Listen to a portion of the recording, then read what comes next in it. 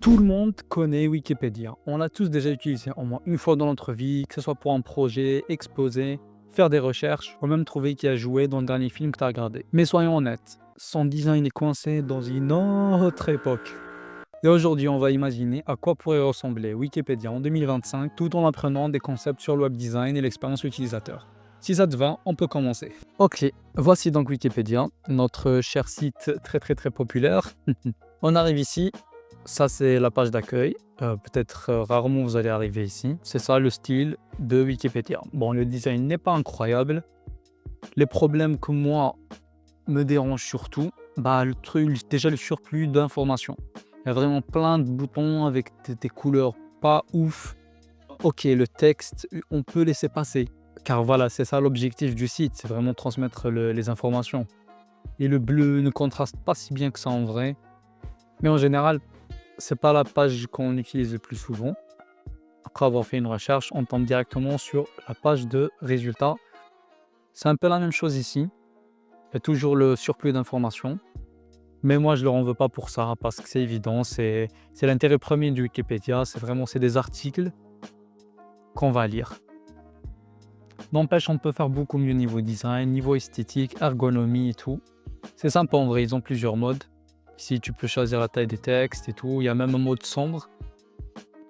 Mais toujours, on est troublé par le surplus d'éléments. On a la langue ici. Faire un don, créer un compte, se connecter. Et pareil dans la page d'accueil.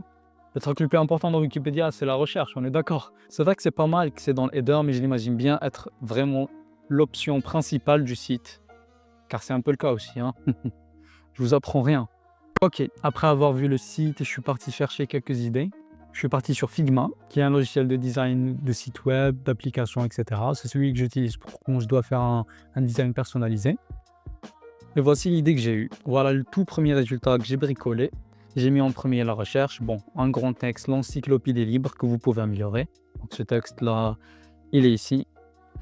Voilà, je me suis dit, ok, la personne quand elle arrive, qu'elle connaisse ou pas Wikipédia, elle sait ce que c'est directement, car c'est très important. On sait que c'est Wikipédia à travers le logo. Et on a aussi qu'est-ce que c'est. J'ai aussi complémenté avec des chiffres clés, car quand même plus de 2,5 millions d'articles et 16 000 contributeurs, c'est l'information la plus utile pour la crédibilité de Wikipédia. Et pourtant, dans le site original, l'information elle n'est pas si importante que ça. Elle est même laissée plus bas dans la présentation. Et pour l'idée, j'ai aussi utilisé donc la plaine de Wikipédia comme fond derrière, voilà. Ça permet de mettre un certain temps à la page, comme on voit donc les différentes lettres de différentes langues. Ça représente une certaine multiculture et l'information, le savoir, blablabla, tu connais. Ensuite, plus bas, j'ai repris les mêmes blocs qui étaient sur Wikipédia, qui sont ceux-là. Article labellisé du jour, quelques informations ici. Comment contribuer, actualité, éphéméride du 16 février, par exemple, c'est celui d'aujourd'hui. Le saviez-vous? C'est ces blocs-là que j'ai repris et que j'ai mis ici.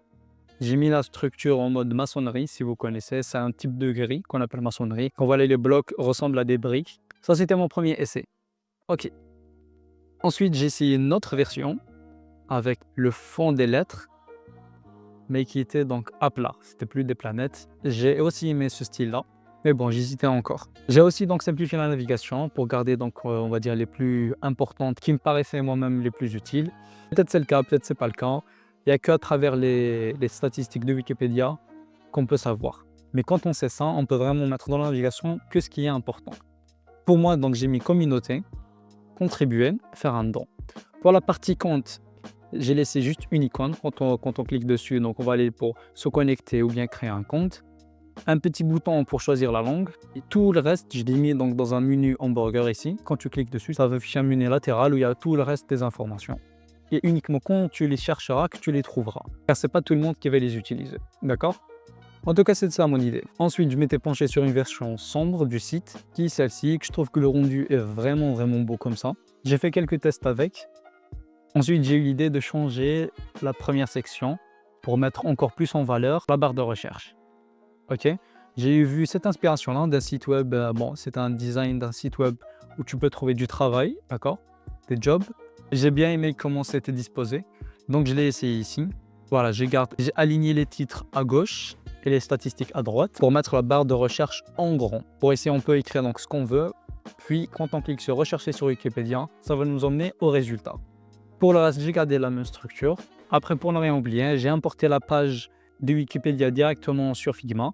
Donc, c'est à travers un plugin. Ici, je peux récupérer littéralement tous les éléments que je veux pour pouvoir les changer. Le plugin ici, il s'appelle HTML to Design pour les personnes qui sont intéressées. Ça te permet d'importer n'importe quelle page web sur ton Figma et que tu pourras modifier. Après réflexion, je me suis dit que le fond était un peu trop ennuyeux. Donc, j'ai fait quelques changements. J'ai rajouté des petites lumières par là. Et j'ai aussi rajouté les 6 boutons principaux qu'on avait vus de base sur le site de Wikipédia, qui sont ceux-là. Accueil de la communauté, portail thématique, sommaire de l'aide, comment contribuer, principe fondateur et poser une question. Il me paraissait important, donc je me suis dit, bon, on devrait probablement les garder. C'est là où j'ai eu l'idée, pareil, dans le même style de maçonnerie, qui est assez moderne. Et je voulais que ça reste agréable à utiliser, sans que ça encombre le site. Puis j'ai gardé aussi une autre section, qui est donc plus d'informations sur la Wikimedia Foundation. Donc c'est cette structure-là qui héberge Wikipédia et tous les autres wikis, Wikivoyage, Wikisource, etc. J'ai pas vraiment changé grand-chose, mais globalement dans le site, j'ai surtout changé un peu la police d'écriture, parce que j'ai pas pu récupérer exactement la même que celle du Wikipédia. Mais pour les textes, j'ai choisi Enter, donc qui est une police assez populaire pour les personnes qui utilisent Figma. Mais je sais que c'est un classique. Je voulais vraiment que ça reste très lisible. Et après un long débat avec moi-même, j'ai décidé de garder les planètes pour la section principale de la page d'accueil. Je trouve que ça rend beaucoup mieux. Et c'est stylé à mon goût. Car en même temps, bon, c'est vrai que je suis le designer dans l'histoire, mais je suis aussi chef de projet, donc je fais un peu ce que je veux. Et je me suis arrêté là pour la page d'accueil. Ensuite, je suis passé à la page de résultats. Ici, j'ai utilisé la page d'accueil comme base. J'ai gardé le fond à plat, pas celui des planètes. J'ai fait remonter la barre de recherche en haut dans le header. Ok, donc pour la partie la carte, je me suis dit, bon, j'ai arrondi encore plus les bords pour que ça fasse vraiment carte. Et l'arrière-plan de cette carte-là, il est transparent. Voilà, ça fait en mode banane. Avec l'image donc du résultat de la recherche et les informations les concernant. Et c'est pareil, j'ai utilisé la même police d'écriture que la page d'accueil. Je trouve que ça rend déjà beaucoup mieux. J'ai gardé le fond avec les petites lumières, ça nous permet d'avoir une expérience plus agréable. Après, j'ai pensé à une autre version avec le fond des bananes. C'est sympa, mais c'est pas le plus professionnel, mais moi je m'amuse bien. Hein. Comme ça paraît rapide, mais ça m'a pris déjà plusieurs jours pour avoir les idées et tester quelques trucs. Donc je me suis dit d'arrêter là, donc développer la page d'accueil et la page de résultats. Et j'ai gardé 6 designs. Je me suis dit, ok, c'est le moment de les développer concrètement. Et comme à mon habitude, j'ai utilisé WordPress et Elementor pour le développement. Donc, c'est des logiciels assez connus, que même j'utilise pour moi-même et mes clients. Et je savais que ça allait faire l'affaire. L'intégration m'a pris un peu de temps, mais pas plus d'une journée. Et on va voir ensemble les résultats finaux. Tadam! Avec des petites animations et tout, très sympa, qu'il faut remonter les statistiques par ici. J'ai rendu le site web un peu plus interactif, par exemple avec les boutons, même la barre de navigation, tac. On a le petit bouton ici, la petite lumière, et nos blocs d'informations, apparence. Voici à quoi ressemble donc la page d'accueil après le développement. Ok, on va tester maintenant notre barre de recherche. Je vais écrire banane, entrée, et voilà notre page, très sympa. J'ai essayé aussi de la garder interactif.